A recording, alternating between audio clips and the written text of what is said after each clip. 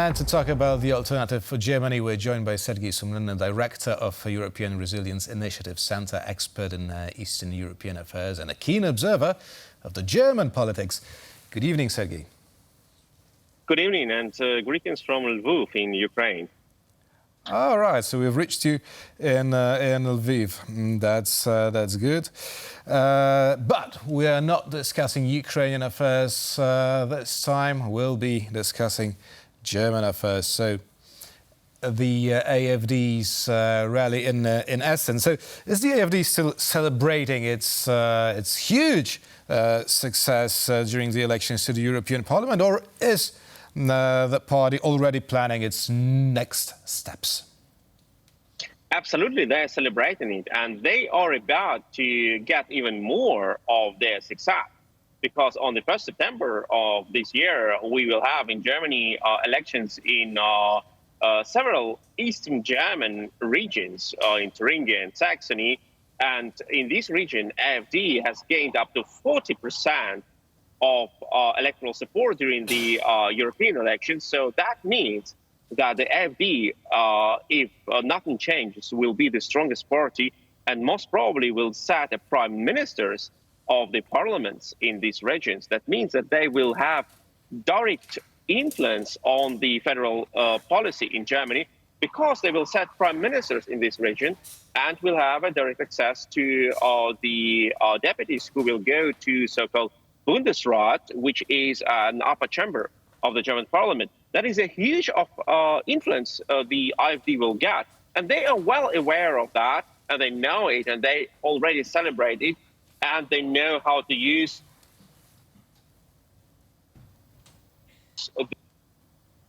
their partners. Sergej, why does this party have such a strong support in Germany's east? Well, there are several reasons for that. First of all, there have been no denazification in Eastern Germany during the Soviet era. So there is no so-called immune system developed against neo-Nazi ideas. But also, people in the eastern part of Germany, they believe that the Western Germans just came to the eastern part of Germany and have stolen their valor or destroyed their country, which is utterly nonsense. But this feeling of being somehow stolen of their values or their property, etc., is very strong there. So they blame the West, they blame the US, they blame Europe, and they think that something will come to free them. And that's why there is so much of support for Vladimir Putin or for other ideas. That's why there is so much support of the far-right ideas. And if you look at the party convent, which happened recently, you will see that when Alice Weidel, who is the chief of the AfD, she said there is no place of Ukraine in Europe and it is in interest of Germany. And she was really greeted with standing ovation when she said that. And that is a sign that these people, they don't understand what it's all about. They are about to sell European liberties to anyone. We have people who work for AfD as the assistants of the parliamentary members of the AfD who were cooperating with Chinese and with Russian intelligence services. That is indeed a very dangerous thing, and they don't understand the situation, or when they do understand, they act against the interest of Germany and of Europe. Mm-hmm.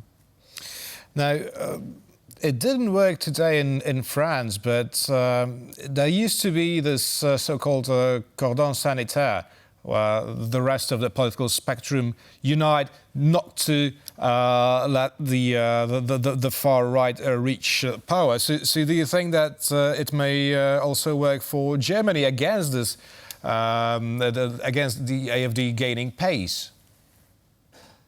Well, the French far right of Marine Le Pen, they have expelled German AfD from the European Union of the far right parties of extra conservative parties because the AfD was too far right for them, which indeed says a lot about the quality of AfD. They were too far right for Marine Le Pen. That says a lot of that. But the problem is that non-Marine Le Pen nor AfD understand the level of threat which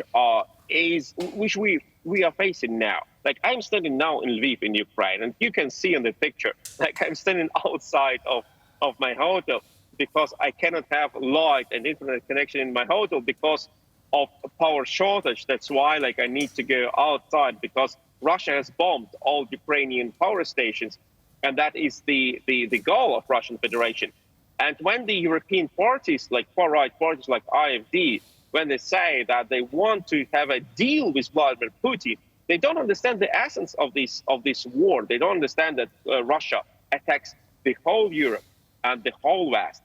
And you can say like a lot about the cooperation or non-cooperation between the far rights in Europe, but all of them have their history of receiving loans or other support from Moscow, from Russia.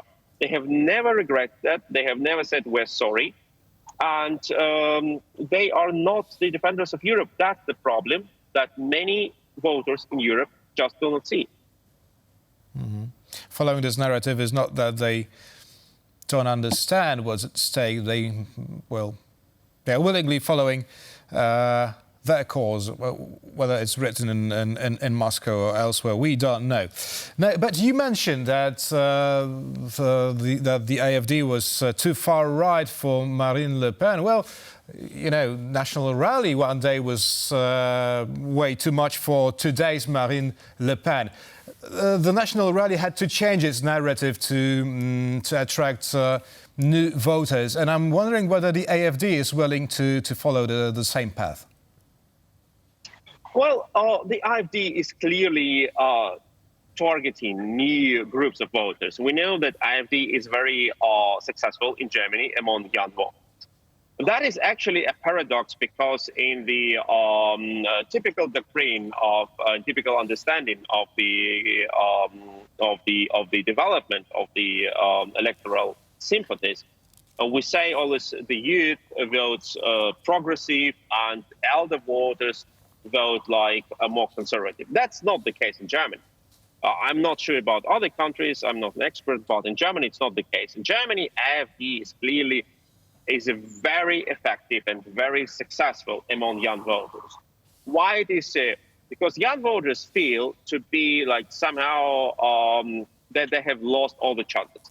They don't believe that Germany provides them with chances for social welfare, for good loans, for good jobs, for safety, and they just don't trust the parties which are in the government, social democratic parties, the Greens and Liberals. And if they are not that much aware of the far-right or pro-Russian or pro-Chinese policy of the AfD, maybe they don't care, maybe they don't know about it, maybe they just say, okay, like we are not happy with those who are in the government, we just want to scare them, we just want to provoke them. We know which party those on the top don't like. It's the AfD. We vote for the AfD. It's a pretty typical approach in many electoral systems.